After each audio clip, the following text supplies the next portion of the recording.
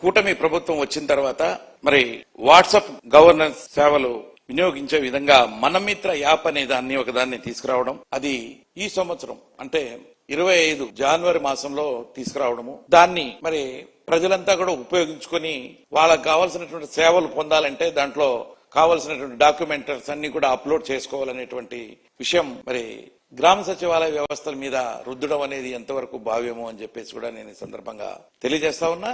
మరి ప్రజలలో దాని ఉపయోగం అనేది చాలా తక్కువగా ఉంది. మరి దాదాపు మరి ఒక 20% వరకే ఉపయోగిస్తా ఉన్నారు. దాదాపు మరి 68% దాకా ఉపయోగించట్లేదు. దానికి కారణం మరి గ్రామ సచివాలయ ఉద్యోగస్తులుగా చేసి ఆ శాఖ యొక్క సంచాలకులు మరి కింది అధికారులకి ఎవరైతే వాళ్ళు అక్కడ సరిగా ఉపయోగించలేదో వాళ్ళందరికీ కొంతమందిని ఐడెంటిఫై చేసి వాళ్ళందరికీ కూడా ఎక్స్ప్లెనేషన్ కాల్ ఫార్ చేస్తున్నారట. అంటే ఎంతవరకు సబబు? ఈ రోజు మీరు సక్రమంగా ఉద్యోగస్తులు చేసేటువంటి పనుల్ని ఉద్యోగస్తులు చేయనిస్తున్నారా? గ్రామ సచివాలయ శాఖతో పాటు ఉన్నటువంటి వాలంటీర్ వ్యవస్థని మీరే రద్దు చేశారు.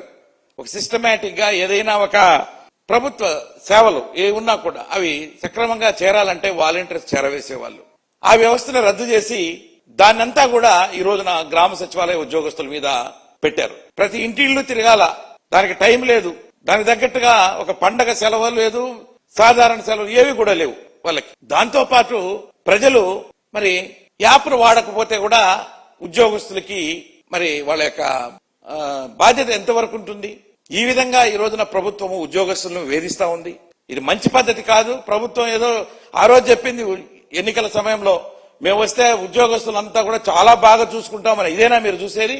ఉన్నటువంటి ఉద్యోగ వ్యవస్థలో అందరినీ చాలా మందిని ఇళ్లకు పంపించి కొంతమంది మీద ఆ భారం అంతా మోపి వాళ్ళ పని కాకపోయినా కూడా ఈ పని మీరు సక్రమంగా చేయట్లేదు, అది చేయట్లేదు, ఇది చేయట్లేదు అని చెప్పేసి వాళ్ళని బాధ్యులు చేయడమా, మీరు ఉద్యోగస్తుల్ని మంచిగా చూడడం అనేది నేను క్వశ్చన్ చేస్తా ఉన్నా ఈ రోజు ప్రభుత్వాన్ని. వాళ్ళలో ఉండేటువంటి భయాల్ని పోగొడుతున్నారా మీరు? అక్కడికి వెళ్లి ఎంత చెప్పినా కూడా వాళ్ళ దగ్గర జరిగినటువంటి వాళ్ళ యాప్ల ద్వారా మోసాలు జరుగుతున్నాయి. కొంతమందికి బ్యాంకులలో డబ్బు కూడా పోతా ఉంది. ఆ డబ్బు ఏమన్నా ప్రభుత్వము మీ అలాంటి నొక్కినప్పుడు, మీరు యాప్ వాడినప్పుడు మీకు ఏదన్నా ఫైనాన్షియల్ గా లాస్ జరిగితే ప్రభుత్వమే అండగా ఉండి మేమేమన్నా డబ్బు ఇస్తామని మీరేమన్నా హామీ ఇస్తున్నారా? ఏ విధంగా ప్రజలు ముందుకు వస్తారు?